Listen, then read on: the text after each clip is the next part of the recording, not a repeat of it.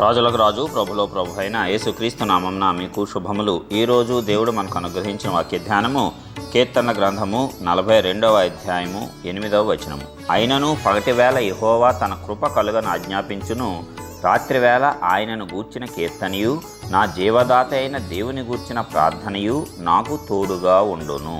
ప్రియులారా, ఈ వాక్య ధ్యానాన్ని మనం పరిశీలించినప్పుడు దేవుడు సదాకాలము మనలను కాపాడేటువంటి దేవుడు. కునుకక నిద్రపోక తన కనుపాప వలె మనలను కాచి కాపాడేవాడని మనందరికీ తెలుసు. అయితే పరిస్థితులు కొంచెం తీవ్రమైనప్పుడు, మనకు శ్రమలు అధికమైనప్పుడు, శత్రువులు మనలను అధికంగా బాధిస్తూ ఉన్నప్పుడు మనము ఎంతో కృంగిపోయి, అయ్యో దేవుడు అసలు ఉన్నాడా, దేవుడు ఉంటే నాకు అసలు ఇలాంటిది ఎందుకు వస్తుంది అనేటువంటి రీతిలో మనం భావనలోకి వెళ్ళిపోతూ ఉంటాం. గిద్యోను కూడా దూత కనిపించినప్పుడు అలాగే అంటాడు, పరాక్రమం గల బలాఢ్యుడా యెహోవా నీకు తోడుగా ఉన్నాడంటే గిద్యోను ఏమంటాడు దూతతో, యెహోవా నిజముగా తోడుగా ఉంటే మేమెందుకు వీళ్ళకి బానిసలుగా ఉంటాము అని చెప్పి అక్కడ గిద్యోను అడుగుతాడనమాట. అయితే ఎప్పుడూ కూడా దేవుని యొక్క హస్తము కాపుదల మనల్ని భద్రపరుస్తూనే ఉంటుంది. శత్రువుల మధ్యలో ఉన్న వారు మనకి హాని కలుగజేయకుండా దేవుడు మనలను కాపాడుతూనే ఉన్నాడు. అదే మనం గమనించుకోవాల్సింది. అందుకే పగటివేళ దేవుని యొక్క కృప మనకు మెండుగా ఉంటుంది. రాత్రివేళ ఆయనను మనము కీర్తించాలి. మనకు జీవాన్ని ఇచ్చినటువంటి జీవదాత అయిన దేవుణ్ణి ప్రార్థించాలి. అవి నీకు తోడుగా ఉంటాయి. అంటే పగటి వేళ అంటే నీకు పరిస్థితులన్నీ చక్కగా ఉన్నది, నీకు పగటి వేళ వెలుగుగా అనుకోవచ్చు. నీ పరిస్థితులు వ్యతిరేకంగా ఉన్నది నీకు చీకటి అనుకోవచ్చు. అయితే పగటి వేళ అంటే నీకు అంతా మంచిగా ఉన్నప్పుడు దేవుడు కృపనిస్తాడు. అదే విధముగా చీకటి పరిస్థితులన్నీ నీకు వ్యతిరేకమైపోయి, మనుషులందరూ నీకు వ్యతిరేకమైపోయినప్పుడు నీవు దేవుని కూర్చిన కీర్తన, ఆయనకు చేసే ప్రార్థన తోడుగా ఉండి వారి బారి నుంచి దేవుడు నిన్ను కాపాడతాడు. కాబట్టి ఈ దేవునిలో మనకు నమ్మకం ఉంది, నిరీక్షణ ఉంది. కాబట్టి ఆయనే మన రక్షణకర్త. మనము ఏమాత్రము తొందరపడకూడదు, కృంగిపోకూడదు. కృంగిపోతే ఉపయోగం ఏముంది? నీవు చింతించుట వల్ల ఎవడు తన ఎత్తు మూరెడు ఎక్కువ చేసుకోగలడని యేసు ప్రభు వారు చెప్పారు. కాబట్టి చింత ఆయన మీద వేద్దాం, భారం ఆయన మీద వేద్దాం, మనం ప్రార్థిద్దాం, స్తుతిద్దాం. అంతే.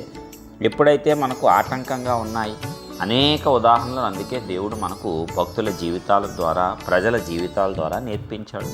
మరి ఎరుకో గోడలు అడ్డంగా ఉండి కనీసం వారిని ఆ త్రోవలో కూడా వెళ్ళనివ్వనందుకు వాళ్ళు ఏమైనా యుద్ధం చేశారా? లేదే. స్తుతించారు, కీర్తనలు పాడారు, ఆ గోడ చుట్టూ తిరిగారు. 7వ రోజు 7 మార్లు తిరిగారు. దెబ్బకి దేవుని శక్తి ఆ గోడలను కూల్చివేసి శత్రువుల మీద విజయాన్ని ఇచ్చింది. అలాంటి విజయాలను దేవుడు మనందరికీ అనుగ్రహించబోతున్నాడు. సిద్ధంగా ఉందాం, దేవుని యందు నిరీక్షణ ఉంచుదాం.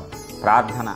మరి పౌలు శీల స్తుతించినప్పుడు ఏ రీతిగా చెరసాల సంఖ్యలు విడిపోయాయి. సంఘమంతా అత్యధికంగా మరి ఆసక్తితో ప్రార్థన చేసినప్పుడు పేతురును దేవుడు చెరసాల నుంచి దూతను పంపి ఆ వాకిండ్లు విప్పి తీసుకొని వచ్చాడు. కాబట్టి రాత్రి వేళే జరిగే ఈ రెండు. పౌలు శీల అర్ధరాత్రి కీర్తించారు, మరి పేతురు అర్ధరాత్రి వేళ బయటకు వచ్చాడు. మరి ప్రార్థన, కీర్తన రాత్రి వేళ చీకటి పరిస్థితులు అంటే నీకు వ్యతిరేకమైనప్పుడు కానీ, నీవు కృంగిపోయినప్పుడు కానీ దేవుని కీర్తించు, దేవునికి ప్రార్థించు.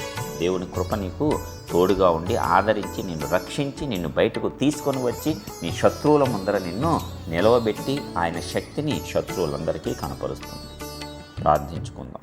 సర్వశక్తివంతుడైన ప్రియ పరలోకపు తండ్రి, మీ ఘనమైన శ్రేష్టమైన నామానికి వందనాలు చెల్లిస్తున్నాం.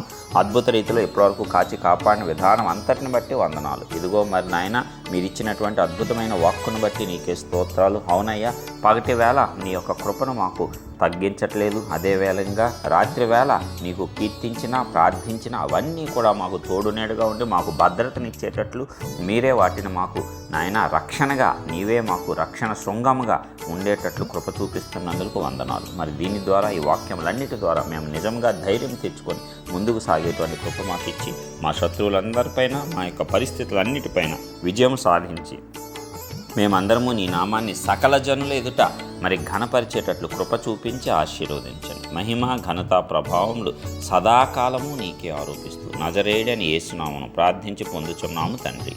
ఆమేన్, ఆమేన్.